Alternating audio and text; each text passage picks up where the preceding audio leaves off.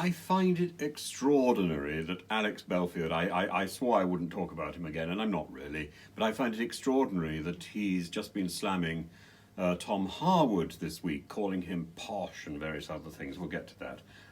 I think Tom Harwood, if you don't know Tom Harwood, you can find him on GB News. He is quite spectacular. And he gets it exactly right about Nicola Sturgeon.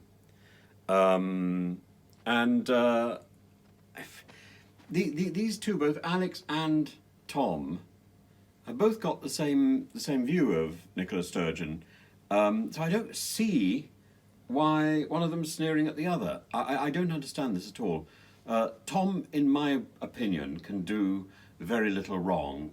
He's the only reason why GB News has survived to this day, and he's worth his weight in gold. But you know, do check out what he says about Nicola Sturgeon.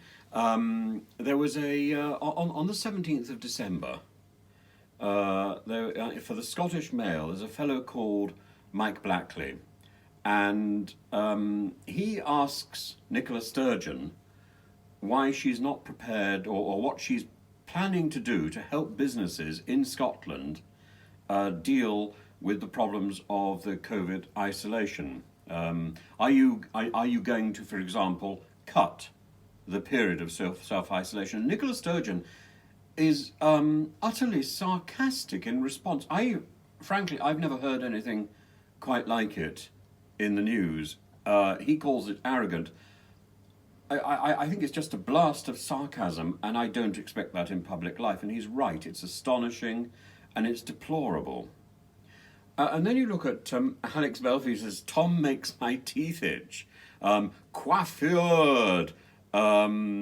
Interesting. Everything I hate in people. Posh, entitled, confident, supercilious.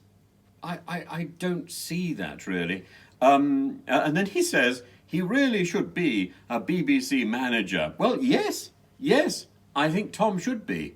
If Tom were a BBC manager, he might be able to rescue the BBC because it's in need of people with vision and energy. Tom, you know, now's the time.